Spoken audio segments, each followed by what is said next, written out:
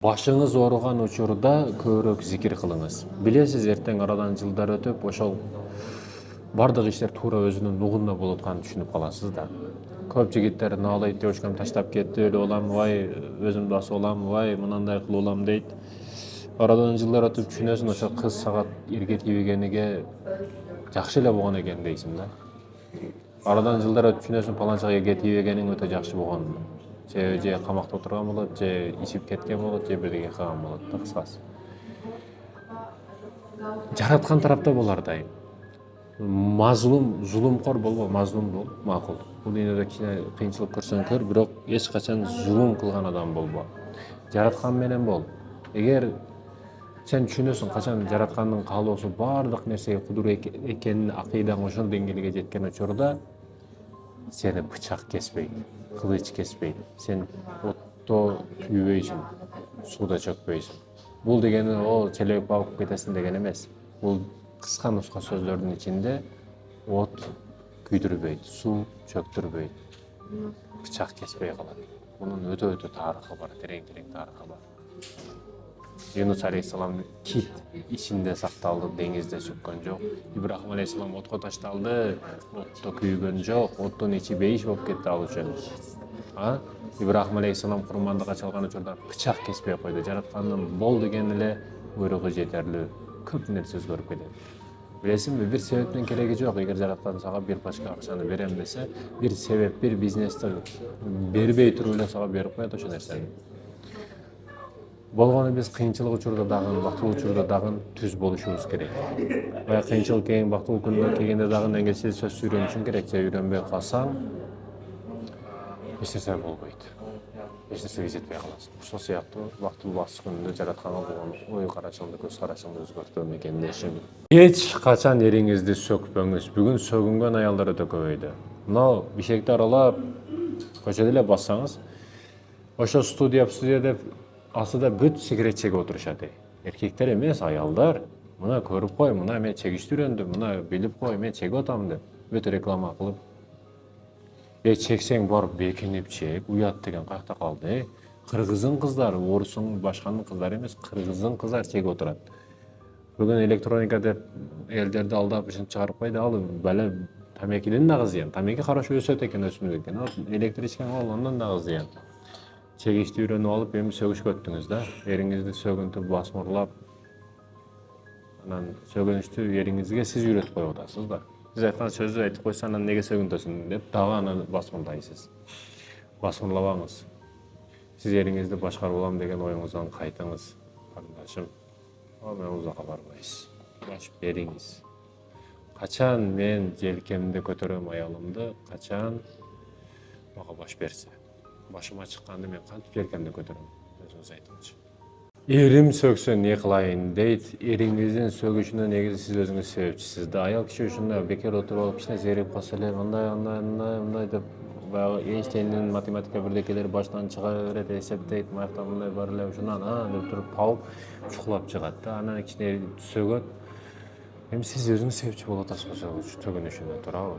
Эми качыш керек ал учурда. Не кылыш керек? Кухняга кирип кетиң, тамак кылып атамын деп коюң, аяка бияка качың. Эркектин ошо ачуу үстүндө келген учурда акылы кетет да. Ошол учурда эмтип качып өтүп кетишиңиз керек да. Аял киши көзүңүздү кысың. Эркек сөгүнгөндө көзүңүздү жуда бекем кысың. Кем кысып турсаңыз, береке табасыз. Береке табасыз. Эже карындашым. Ошондуктан мунага түшүнбөдүм. Бул кызбы, эркекпи анабай? Алла, неме деген заманда калдык. Азыр эним айткандай, ошол азыр кыз балага окшошко аракет кылган балдар дагы чыгып атат катарынан. Кыз бала болсо, кээ бир учурда бала сыпат болуп, баскысы келип, ошондой эмелер дагы бар. Жок эмес. Кудайым өзү сактасын. Бүгүн узун чач койгонго балдар маселесинде узун чач койсок бою этият болуш керек. Биз ош баткен тараптардан келген чыныгы эркек, тестостерон жүзгө чыккан качок балдар караңгыда кетип атып, узун чачтуу экен деп бир нерсе кылып коюп, анан кечиресиз билбей калыпмын дебесин да. Ошон үчүн айтарым, калтыраак чач кое бер, кичине эркек сыпатыраак боло бер, кыздарга окшошуп эме кылбай эле кой, эркек эле боло бер. Kızlar bul erkekке hiç kaçan erge тийбеңиздер. Бул бечара жаратып алган өзүнөн өзү. Калп эле бечара көрүнөт. Акчасы бар, башкасы бар, кенен жүргүсү келет, башка кылат, бирок сиз алдыңызда өзүнүн бечараны жагып алат да, байкушту жагып алат да. Жабырдийда деп коет. Ошол нерселерди камбагалды жагып алып өзүнчө. Бул эркек сизди ишенип коюң, мен бул өзүмдөн келип аткан, мен жеке оюмду айтып атам, бул жерде сиздин өмүрүңүздү каныңызды ичет. Өмүр бою сизге бечара болуп көрүнүп, акчаңызды жеп, сиз тапканды жеп, сизди Россияга жөнөтүп коюп, иштегин деп, үй албастан иштетип, үйдү салдырып, мисалы үчүн экинчи аялга үйлөнүп кетишти болуп турду мүмкүн. Жабырдийда өзүнөн бечараны жагып алган, ошондой эркектен жаппай качыңыз дегим келет да мен. Бул алыстагылар эмес, өзүмдүн бир туугандарыма дагы айтарым. Ошол и башкаларга дагы. Баягы өзүнөн бечараны жагып алган, өзүнчө кедей болуп алган, чындыгында кыйнап коет сизди. Баягы сиз өмүр бою багып кетесиз да аны. Өмүр бою сиз карайсыз аны, сиз тартасыз, ал сиз тартпайт эч качан. Баягы бир сөзүндө турган, чындап эркек сизди багам деп, караймын деп, кийимиңизден баштап, ич кийимиңизден баштап, башка өлкөлөрдөн бери алып жүрүшкө даяр болгон, акчасын сиз үчүн аябай турган, сизге бере турган, чындап эркекке турмушка чыгыш керек. Катын чалышка эмес. Балаңыздын көтүнө урбаңыз. Көтөнө деп коебуз, жан башы деп коебуз. Көп ата энелер жан башына урат да. Бизде кандай кыргызчылыкта баягы тууган экен, башкасы экен деп жакын келдирип өптүрө берет кызыны дагы. Өптүрбөңүз. Ал миң тууганы болобу, тагасы болобу, амекиси болобу, башкасы болобу, бир комнатада жалгыз калтырбаңыз жаш кызыңызды. Тем более азыркы учурда телефон аркабызга берип койгон учурда кызыңызды кызганыңыз мекендешим. А бул тууганы, а бул мунусу, бул абасы, анысы, мунусу деп жалгыз калтырбаңыз. Бүгүн не деген иштер болуп кетип атат. Биз элди аралап, элдин ичинде жүрөбүз. Сиздерге көп нерсе чыкпайт да ачыкка. Баланы көтүнө урбаңыз. Тукумсуз болуп калат. Ошол учурда башталган ошо жыныстык оорулар. Көп балдардыкы. Балаңызды гинекологко кызыңызды мисалы, балаңызды урологко мисалы көрсөттүңүзбү? Эч ким бизде мындай түшүнүктөр да өзү жок. Врачка алып барайлы деген мисалы үчүн.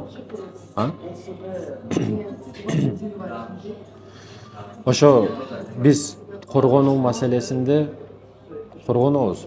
Маньяк, педофил келет экен, зордоп коет экен, өлтүрүп коет экен жаш балабыз десе, мында коргонушка аракет кылабыз. Бирок билесизби, эң зарыл нерселерге маани бербей калабыз. Бүгүн питаниясы вареня кошуп берет, соскасына дагы немдир, варенияны сүйкөп туруп жакшыраак эметкен соскасын деп туруп ошого дагы берет мисалы үчүн.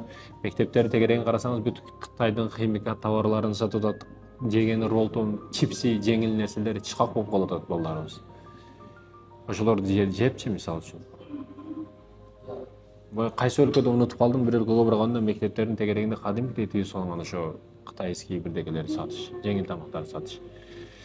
Ушундай врач эжелерим бар, алар балдарына, кыздарына тамакты сумкасына правильный питанияны кылып берип, мектепте жейсин деп акча бербей жөнөтөт. Акча берсеңиз, конечно, ал маркетинг өтө күчтүү иштейт, бизнес компаниялар маркетингди берет, дагы бала жакшы көрүнгөн, жакшы сезилген нерсени жей берет да, ал сезимдерди алып жейт мекендешим. Тамакка маани бербейт аз балдар. Ошон үчүн жаш балдардын ичинде, ар экөөнүн ичинде семиздик менен ооруп аткан жаш балдарыбыз көп. Баланын тамак ашына маани бериңиз мекендешим. Келин өтө коркок болот. Кээ бир кайненелер айтат, келинин баш бербей койду, тили чыгып кетти. Тили неге чыгат? Өзүңүз айтсаңыз, тили эмне үчүн чыкты? Ал өзү башында беззук кыз эле мисалы үчүнчү. Неге тили чыгып кетти? Өзүн коргош үчүн. Сизди уруш үчүн эмес, сизди сөгүш үчүн эмес, сизди семьяңызды алып башкарып алыш үчүн эмес. Ал өзүн байкуш коргоюн деп тили чыгып атат. Анда дагы нараң чыгып атат. Эми сүйлөштү үйрөнүп атат. Сүйлөштү өзүңүз үйрөтүп коюп атасыз да. Эгер ошо неберелеримдин апасы, өзүмдүн баламдын жан жубайы деп кабыл алсаңыз, өзүмдүн кызым деп эсептесеңиз, аны жөн эле жолго салып алсаңыз болот. Кайнене келин маселесинде албетте мен ким күнөөлүү десеңиз, мен албетте кайненелерди күнөөлүү деп ойлойм. Жеке менин оюм, субъектив оюм. Эмне үчүн? Себеби ал жаш кыз коркуп, жети жат бегана үйгө келди. Математиканы билбейт, эмнеси атканда, географиясын билбейт, ал үйдүн эчтекесин билбейт. Ошол жерде бир кайнене бар, 50 жашка чыгып калган. Ошентип эле алдап жолго салып койсо болот да, мисалы үчүн. Себеби ал дух жок келет. Бир чоң план менен келбейт, операция кылып түзүп. Ал ошо жоош бойдон бирөөнүн кызы чындап сиңип кетейин, бактылуу болуп жашап кетейин деп келет да. Менин лично оюм бул.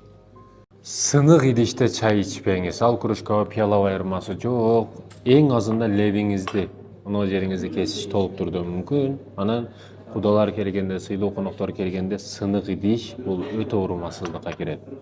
Негиз ичпегениңиз жакшы. Сынык идиште баягы чекеси учкан деп коебуз го, өзгөчө ош тараптарда, ошол жактардан ока тараптарда ал эле сакталып, сынган пиалада, жарга кеткен пиалада чай бербейт. Чындап ошондой кылыш керек. Баягы кайнак суу куюлганда анан колдо сынып кеткен учурлар дагы болот да. Бул жөнөкөй көрүнүшү мүмкүн, бирок керек учурда ошо жөнөкөй нерсе өтө катуу көңүлгө тийип калат да. Чындыгында ошондой. Ушунун аркасынан кек сактагандар дагы жок эмес. Коноктор келсе саатты карай бербең деп. Саат канча болду деп эле карай бербең. Бул конокко качан кетесиң деген маанини билдирет. Конок келген учурда конокто алдыда вай нан алып ке, вай эт алып ке, вай аланча картошка алып ке калаптыр дей бербең. Конокторго неудобно. Биз эчтеке алып келбедик үйгө. Тезирээк кеткиле деген маанини билдирип атат. Мына нерселерди тихомирден башка комнатада аялыңыз менен сүйлөшүшүңүз керек. Жөнөкөй бирок өтө орчундуу маселелер. Не болсо дагы жараткандын ыраазычылыгы үчүн бир ишти кылыңыз.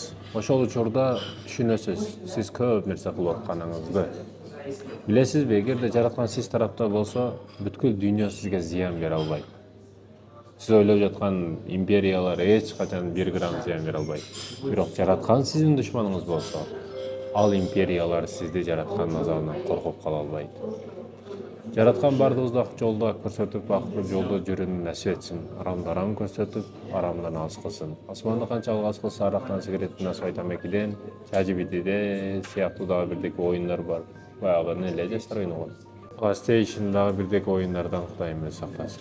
Эриңизге эч качан засос койбоңуз. Баняда, бассейнде эки жакта уят болуп калат. Катындан коркот экен деп ойлоп калат. Достору бар, башкалары бар, эркектердин территориясына көп жүрөт, спорт залга барат, мисалы үчүн тренировкага чыгат. Засос болсо эле бир жери кызарып калса, баягы помаданы изе турса, албетте сиз никедеги аялы кыласыз да башка ким кылсын, мисалы үчүнчү. Анан ушундай эмелерди уюштурган кээ бир аялдар дагы жок эмес. Койнундагы котор ташы менен эриден ар дайым кемчилик издеп турат да. Захарынын тилинин ичидагы уусуну сөзсүз чачып туруш керек да. Ал аш жесе тойбойт, куурдак жесе тойбойт, шашык жесе тойбойт, ал эринин мээсин жесе тоет да. Өз ар нерселерди уюштуруп, атайын баягыдакай тоналкаларды коюп, помадаларды коюп, анан бул кимди кылды деп ушинтип ызы чыгарган кээ бир артисттер жок эмес да, артист аялдар. Мындай кылбаңыз. Кемчилик издебеңиз. Ачыгын айтың. Мен сени эшектен отам, күнүнөн отам. Не мынау деп ачык айтың, антип баягы сала агент болуң да. Кыйын болду өзүңчө. Апалардын эң чоң катасы балаңызды теплицанын ичинде өстүрбөңүз. Бүгүн теплицанын ичинде өстүрүп атат, камап, ошо телефон колдо жеген химикат, жеген кыймыл аракет жок, эмгек жок, колуна телефонду берип койсоңуз сордон кечке ошо телефон чукулап отура берсе да, бирдекелерди ойноп. Мына алдыбызда бирөөсү отурат. Сордон кечке телефон кыймылдатып, эми жаңы келди да. Кудай кааласа бир айда телефон кармабай турган болот. Көрдүңбү? Ушундай. Балаңызды эмгекке үйрөтүңүз, сыртка алып чыгыңыз поляга. Эки жака алып чыгыңыз, эмгекке үйрөтүңүз. Мектепте субботник болсо субботникке жөнөтүңүз, иштетиңиз. Шаарда иш жок ансыз деле. Квартирада саартан кечке телефон, телевизор чукулап жатат. Бүгүн ошо телевизор ар кимдин колунда ошо телефон болуп калды. Телефондон көрөт, каалаган нерсесин ойнойт. Үйдөн чыкпайт. Баланы эмгекке үйрөтпөй атабыз. Балада гормон өсүш токтоп калып атат. Мектепте кичине иштетип койсо, идиш жуудуруп койсо, баягы бир айнектерди жуудуруп койсо, мажбурлап мектепте иштетип атасыңар дейт да. Жок, иштетиш керек. Балаңызды кааласа каалабаса суббота сен окуу эмеспи, сөзсүз иштетиң. Анда бут баягы поляга чыгып жер чаап туруң. Баланы иштетиш керек, тердеш керек. Бала баягы чыныгы ачуу тер деп коет. Ошону терди чыгарып иштетиш керек. Мына бут көмүр шахтасына барып иштетиш керек. Биз мисалы иштеп чоңойдук. Воскресенье күнү күтөттүк, ошо күнү кичине салабыз деп эми укам менен кирип жиятсак атамыз кирип келет эле. Зуугудан билет элек, резко ыргып турат элек. Не кылдасыңар? Эч бош койбойт эле да бизди. Баргыла отун кылгыла дейт эле. Кайсы отунду кылабыз? Талага барып. Талабызы барышыбыз өзү 10 километр да, өтө алыс. Пешком баргыча эне чарчап каласың. Ошондой жерге пешком барып отун кылып келет элек, мисалы үчүн. Мен айткым келет. Баланы иштетип, эмгекке үйрөтүңүз. Бүгүн шаарда бир эле иш бар, мусор төгүп коюш. Бирок ошону дагы сен кыл, мен кыл болушат, Балдарыбыз ушунчалык жалкоо, ушунчалык оорулуу, ушунчалык семиз жигер май басып өттү бүгүн балдарыбыз.